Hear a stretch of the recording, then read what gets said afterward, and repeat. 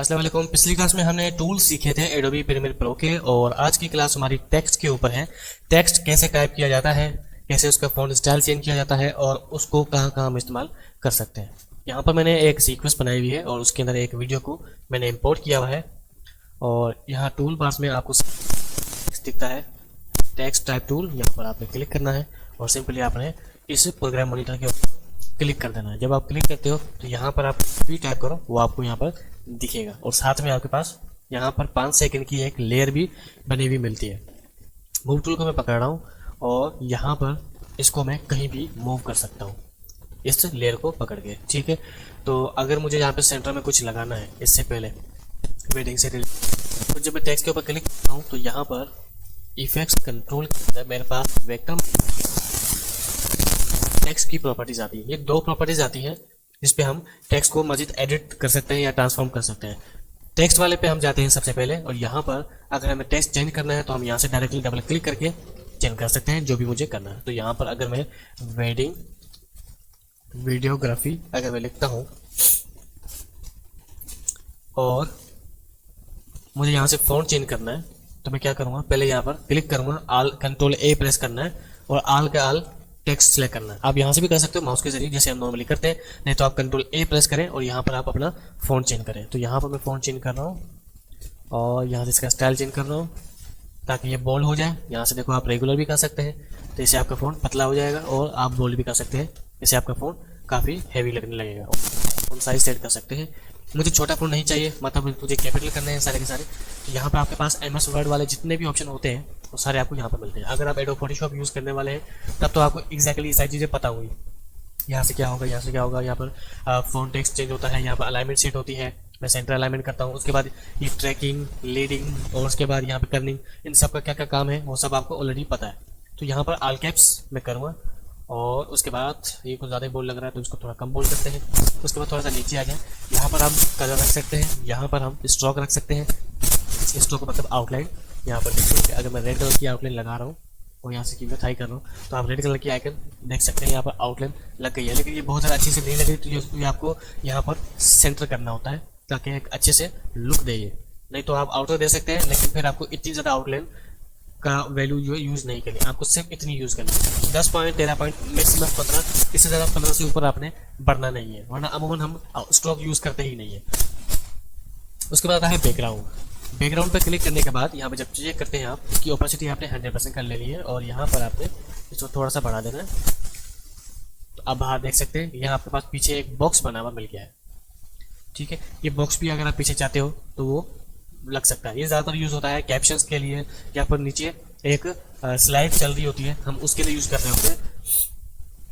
और इसके अलावा आप इसकी कॉर्नर देख सकते हैं। अगर मैं आपको जूम करके दिखाऊं, इसकी कॉर्नर देखो बहुत ज़्यादा शार्प है। तो इसको अगर आपने स्मूथ करना हो तो आप यहाँ से स्मूथ कर सकते हो। ये देखो यहाँ से आप स्मूथ भी कर लोगे और यहाँ से जो भी आप अपनी वैल्यू रखना चाहते हैं वो रखें। उसके बाद आप इस बॉक्स की शेडो भी रख सकते हैं सिंपल क्लिक करके। सेम एडोब फोटोशॉप वाले ऑप्शन है। उसके बाद मास्किंग वाले ऑप्शन भी है, लेकिन हम इसके अंदर फिलहाल जाएंगे नहीं क्योंकि इस पर हमारा भी काम नहीं है, ठीक है। इसको अब जाते हैं फिट करते हैं और बाकी कुछ सेट करने की कोशिश करते हैं। तो यहाँ पर मैं जा रहा हूँ अपने प्रोजेक्ट वाले सेक्शन के अंदर और यहाँ पर राइट क्लिक न्यू आइटम और यहाँ पर कलर मेट ओपन करना है और यहाँ पर मैं ब्लैक कलर चूज करूँगा और उसको मैं लगा दूंगा इधर। उसके बाद ये टेक्स्ट जो मैंने लगाया है वो इसके ऊपर लगा दूंगा, टेक्स्ट के ऊपर दिखने लगेगा। और अब उठा के मैं इसको करूँगा सेंटर, ठीक है। बॉक्स में हटा दूंगा पीछे से, तो उसकी मुझे ज़रूरत नहीं है। और टेक्स्ट जो है वो मेरा सीधी लाइन के अंदर नहीं होगा, वो मेरा अलग अलग होगा। बल्कि मैं अगर इसकी लेयर ही अलग कर दूँ तो ज़्यादा अच्छा रहेगा। इससे क्या होगा, हमारे पास कंट्रोल रहेगा कि हमें किसको क्या करना है। ये देखें 2 मैंने लेयर बना दी है। अब एक के अंदर वीडियोग्राफी रखी है, एक के अंदर वेडिंग रखा है। वेडिंग मैं काफ़ी बड़ा करना चाहता हूँ फ़ॉन्ट को, तो ये मैंने फ़ॉन्ट को बड़ा कर दिया है, ठीक है। बहुत ज़्यादा ये बड़ा नहीं होगा।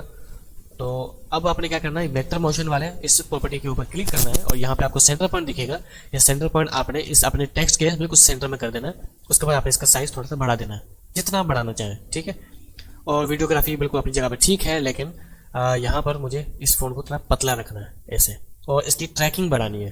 तो ट्रैकिंग बढ़ाने के लिए हम यूज़ करते हैं, ये देखो, ये ठीक है, उसको थोड़ा सा डाउन भी करना है ऐसे।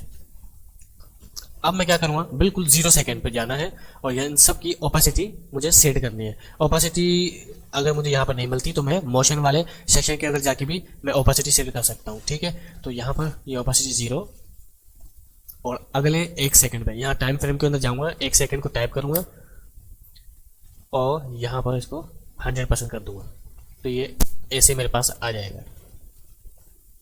ठीक है, और यही चीज़ मुझे वेडिंग के ऊपर भी करनी है।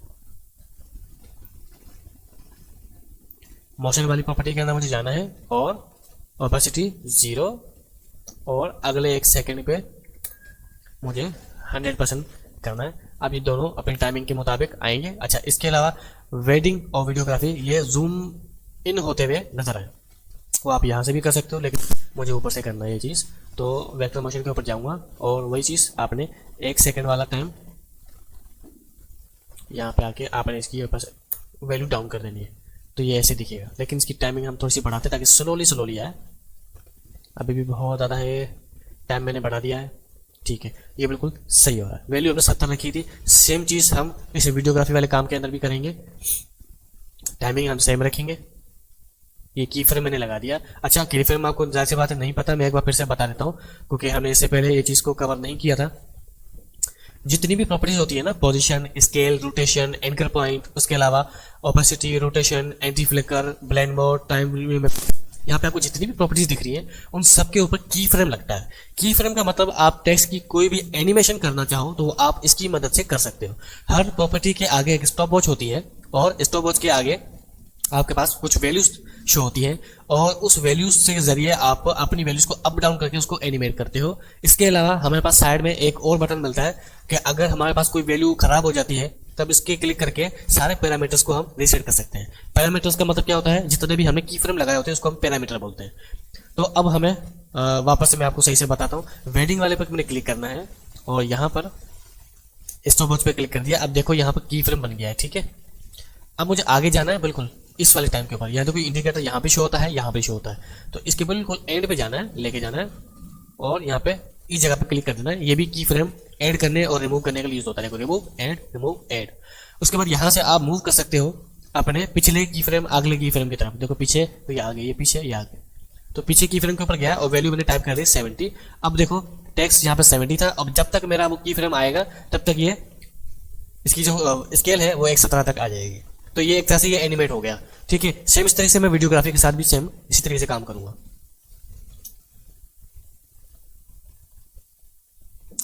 ठीक है, और यहां पर भी मैं सेम 70 वैल्यू। ठीक है, अब यहाँ पे एक छोटा सा इश्यू है, वो ये है सेंटर पॉइंट। अगर आप सेंटर पॉइंट सही से नहीं सेट करोगे तो आप नहीं से एनिमेट कर सकते इस चीज को। तो ये जो मैंने लगाया है ये गलत लगाया है, तो इसको आपने क्या करना है, खत्म करना है और सबसे पहले सेंटर पॉइंट सेट करना है।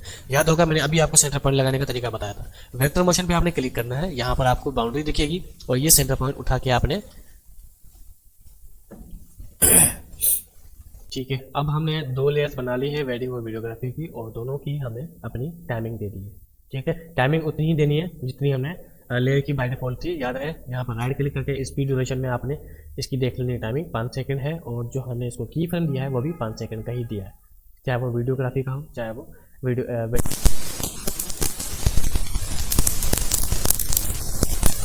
थोड़ा सा आगे कर दिया है। क्यों कि आप यहाँ पर देखें रिजल्ट को कि जब इंडिकेटर को थोड़ा आगे बढ़ा रहा हूँ तो पहले वेडिंग आ रहा है और वीडियोग्राफी के इस पॉइंट पे इंडिकेटर पहुंचने के बाद वीडियोग्राफी स्टार्ट होगा।